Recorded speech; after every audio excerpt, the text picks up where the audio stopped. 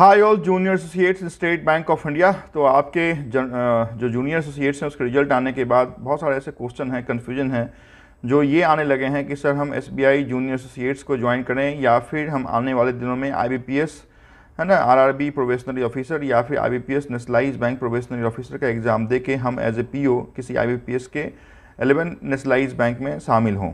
तो इस क्वेश्चन का कुछ ऐसे पैरामीटर हैं जिसके आधार पर मैं आपको बिल्कुल स्पष्ट एक डिफरेंस बता देता हूं कि आप अगर जूनियर क्लर्क ज्वाइन कर रहे हैं स्टेट बैंक में तो क्या आप देखने वाले हैं, बढ़ने वाले हैं। तो बेसिकली जब भी हम ज्वाइन करते हैं तो हमारा ये सोचना रहता है कि हमारा प्रमोशन कैसा होगा, हमारे पर्क्स कैसे होंगे, हमारी सैलरी कैसी होगी, हमारी पोस्टिंग कैसी होगी। तो यही 4 वैसे पैरामीटर हैं जिसको देख के हम डिफरेंस करते हैं कि हम should I continue with SBI clerk और should I go with IBPS bank PO. तो यहाँ पे आप जानें कि एसबीआई चूँकि आज के डेट में स्टैंड अलोन बैंक है, पब्लिक सेक्टर बैंक है, लार्जेस्ट पब्लिक सेक्टर बैंक है। तो यहाँ और आपके आईबीपीएस में जो 11 नेशनलाइज बैंक शामिल हैं, 11 बैंक्स हैं आपके, उस दोनों में डिफरेंस किस आधार पे है। तो आधार बेस के रूप में हम सैलरी, हम प्रमोशन, हम पोस्टिंग और पर्क्स को लेके चलेंगे। तो पहली बात तो सैलरी की बात आती है। तो सैलरी तो आप जानते हैं, मैंने इससे पहले भी एसबीआई जूनियर एसोसिएट्स की सैलरी बताई है कि इन हैंड कितना आपको मिलने वाला है शुरुआत के दिनों में, और ओवर द पीरियड जो प्रमोशन होगा या इंक्रीमेंट लगेंगे पर ईयर उसमें कितने मिलने वाले हैं। तो यहाँ पे अमूमन आप मान के चलें कि up to 40,000 you will get in hand in State Bank as junior associates. However जहाँ तक नेशनलाइज बैंक प्रोबेशनरी ऑफिसर्स की बात है तो वहाँ पे इन हैंड आप अप टू 58-60 आप ले सकते हैं। तो यहाँ पे डिफरेंस मैंने सैलरी के रूप में बता दिया। पोस्टिंग की जहाँ तक बात है तो आप जानें कि नेशनलाइज बैंक में जब आपका सिलेक्शन होगा तो पोस्टिंग बहुत दूर दूर होती है, क्योंकि नेशनलाइज बैंकों की ब्रांच जो है वो इतना नियर बाय नहीं है ना। तो हो सकता है कि स्केल 2 में ही आपकी जो पोस्टिंग होगी वो सर्कल से बाहर, स्टेट से बाहर हो जाएगी, है ना। तो ये आप मान के चलें कि नेशनलाइज बैंक में स्केल 2 में भी आप सर्कल से बाहर जा सकते हैं, आप स्टेट से बाहर जा सकते हैं। हो सकता है कि आप अगर गुजरात से हैं तो आपको आसाम भेज दिया जाए, अगर आप बिहार से हैं तो आपको गुजरात भेज दिया जाए। तो इसकी प्रोबेबिलिटी आपके नेशनलाइज बैंक प्रोबेशनरी ऑफिसर में रहती है। पैन इंडिया जिसको हम कहते हैं कि पैन इंडिया जॉब करने के लिए हम एलिजिबल हैं, तो ये होगा, ये दिखेगा। अगर नहीं होते हैं तो वेल एंड गुड, आप बहुत लकी हैं, बट ऐसा अमूमन देखा गया है कुछ पास्ट ईयर्स के आपके एक्सपीरियंस के आधार पर मैं आपको बता रहा हूँ।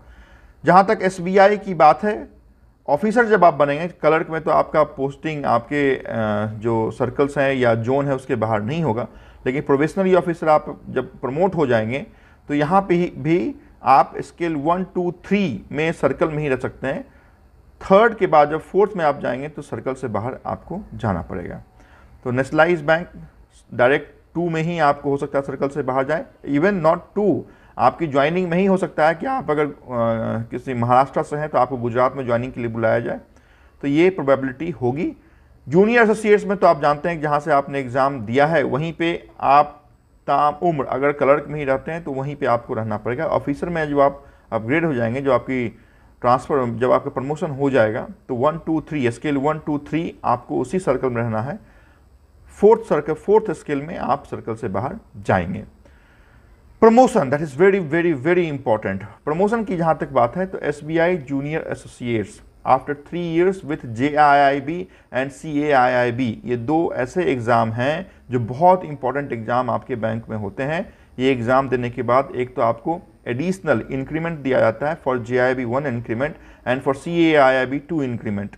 तो 3 इंक्रीमेंट आपको मिलते हैं, न सिर्फ 3 इंक्रीमेंट मिलते हैं, ये 2 एग्जामिनेशन आपको आफ्टर 3 years इन एसबीआई आपको ट्रेनिंग ऑफिसर के लिए एलिजिबल बना देता है। तो ये मैंने बताया JIB एंड CAIB अगर आप कर लेते हैं तो after 3 years you will be eligible to become officer exam, है ना। ऑफिसर एग्ज़ाम के लिए आप एलिजिबल होंगे, हो ही जाएगा इसकी गारंटी नहीं है।